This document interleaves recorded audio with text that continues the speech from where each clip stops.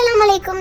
இன்னைக்கு நம்ம ஹாஜரா கிரியேஷன்ல பண்ண போறது பேண்ட் அண்ட் ஃபிளான் கேக். நீங்க கேரமலையும் கேக்கையும் நிறைய வாட்டி தனித்தனியா சாப்பிட்டுருப்பீங்க. ஆனா இதே போல ஒரு வாட்டியாச்சும் ட்ரை பண்ணி பாருங்க, செம்ம டேஸ்டா இருக்கும். ஒரு மிக்ஸி ஜார்ல 250 ml கப்பால 1 கப் சுகரை பொடி பண்ணி எடுத்துக்கலாம். இந்த அளவு சீனி கேக்குக்கும் கேரமலுக்கும் சரியா இருக்கும். அதே மிக்ஸி ஜார்ல 2 கைப்பிடி ரம்பை இலையை சேர்த்து 1/2 மூடி தேங்காவையும் சேர்த்து தலைப்பாலை மட்டும் தனியா எடுத்து வச்சுக்கோங்க. இந்த ரம்பையில சேர்க்கறது ஆப்ஷனல் தான். உங்ககிட்ட இந்த ரம்பையில இருந்தா சேர்த்துக்கோங்க. உங்கள்கிட்ட அப்படி ரம்பையில இல்லைன்னா நார்மல் மில்க் இல்லைன்னா கோகோனட் மில்க் எடுத்துக்கோங்க. பொடி பண்ண சீனில இருந்து 120 கிராம் எடுத்துக்கோங்க. மெஷரிங் கப்பால 3/4 கப் இருக்கும். மைதா 100 கிராம் எடுத்துக்கோங்க. இப்போ கேக் செய்யறதுக்கு மாவு எப்படி பண்றதுன்னு பார்த்துடலாம். ஒரு பவுல்ல 3 முட்டையோட வெள்ளைக்கருவை சேர்த்துக்கோங்க. நல்லா முட்டையை பீட் பண்ணாதான் கேக் சாஃப்டா வரும். அதுல பொடி பண்ண சீனியை சேர்த்து நல்லா பீட் பண்ணிக்கோங்க. இந்த அளவு பீட் பண்ணா போதும். முட்டையோட 3 மஞ்சள் கருமையும் சேர்த்து பீட் பண்ணிக்கோங்க.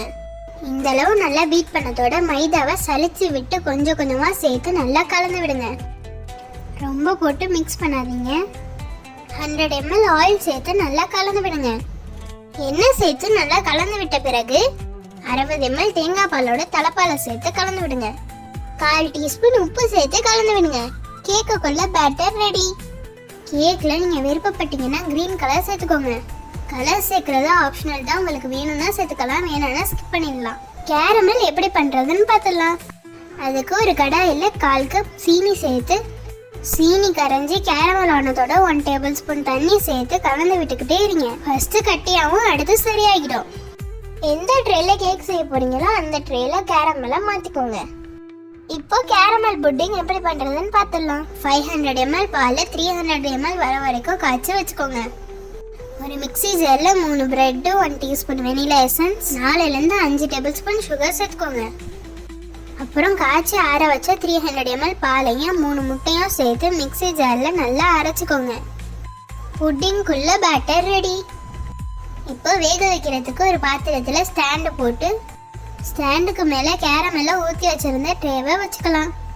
புட்டிங்குள்ள பேட்டரும் சேர்த்துக்கலாம். கேக் பேட்டரையும் புட்டிங்க்கு மேல சேர்த்துக்கலாம். சேர்த்து கலந்து விட்டுறாதீங்க. மூடி போட்டு 45 மினிட்ஸ்லேருந்து 1 ஹவர் வரைக்கும் வேக விடுங்க. நல்லா வெந்துருச்சான ஒரு க்ளீனான ஃபோர்க்கு விட்டு பார்த்துக்கலாம். ஒட்டாமல் வந்துச்சுன்னா நல்லா குக் ஆகிடுச்சுன்னு அர்த்தம். கேக் அப்படியே ஸ்பாஞ்சியாக இருக்கும். இப்போ நம்ம பிளேட்டுக்கு மாற்றிடலாம். சுவையான கேரமல் கேக் ரெடி. நீங்களும் வீட்டில் ட்ரை பண்ணி பார்த்துட்டு மறக்காம எப்படி இருந்துச்சுன்னு கமெண்ட் பண்ணுங்க. உங்களுக்கு இந்த வீடியோ பிடிச்சிருந்துச்சுன்னா மறக்காம நம்ம சேனலை லைக் பண்ணுங்க, ஷேர் பண்ணுங்க, சப்ஸ்கிரைப் பண்ணுங்க.